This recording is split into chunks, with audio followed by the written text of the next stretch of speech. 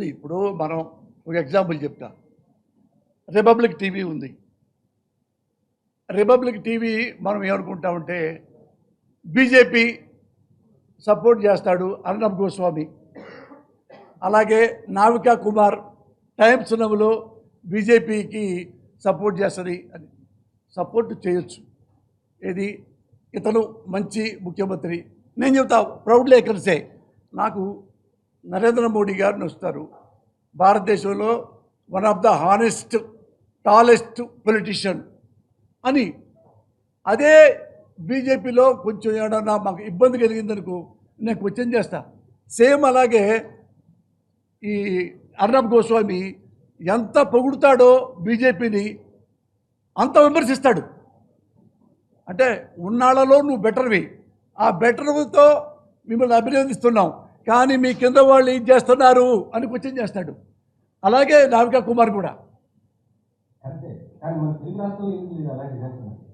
అంటే మీడియా కానీ పాలిటిక్స్ కానీ సంబంధించినది సినిమా. సో ఇక్కడ ఎందుకు లేదు, అలాంటి ఏమైనా చూపిస్తారా? మరి అట్టలేదు. అంటే మనం ఏం చేయాలంటే సార్, ఇప్పుడు అన్నా ఎవరు కెమెరాకి మనము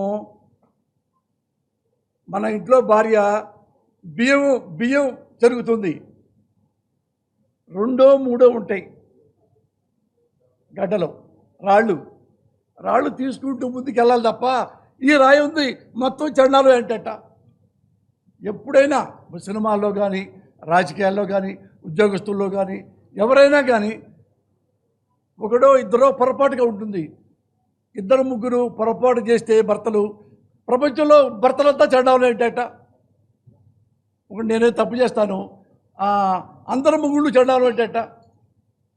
ఇది ఇట్లానే 1 2 ఎవరైనా మాట్లాడవచ్చు, వాళ్ళు మా ప్రేమతో ఆ పార్టీని అభినందించవచ్చు. అంత మాత్రాన జర్నలిజం చెడిపోదు, జర్నలిస్టు చెడిపోడు. ఇందులో అదే చెప్పా, వన్ ఆఫ్ ద జర్నలిస్టు హానెస్ట్గా ఉంటే రాష్ట్రపతి నుండి, సుప్రీంకోర్టు నుండి, ప్రధానమంత్రి నుంచి, ప్రజల నుండి మొత్తం కూడా ఎలర్ట్ అవుతారు, చైతన్య పరులు అవుతారు. ఈ జర్నలిస్టు ఇలా చెప్పాడు అమ్మ బాబోయ్, అతడు అలా చెప్పాడు అమ్మ బాబోయ్, మనం జాగ్రత్తగా ఉండాలి. చూడండి, ఎవరైనా తప్పులు చేశారనుకో జర్నలిస్టులు కానీ కెమెరాలు కానీ పెడతారా? వద్దు. అంత భయం జర్నలిజం అంటే. అంత ఇష్టపడితే దేశం బాగుంటుంది.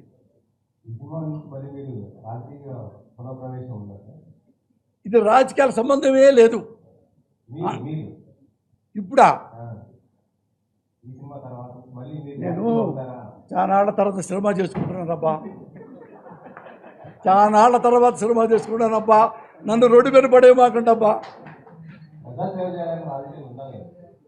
ప్రజాసేవలో ఉండాలంటే సేవ చేయాలి, జైలుకి వెళ్ళాలి, తప్పేం లేదు, మీకు తెలుసు కదా. అందుకని ఈ కొంచెం నన్ను క్షమిస్తే సినిమా బాగా చేసుకుంటానబ్బా.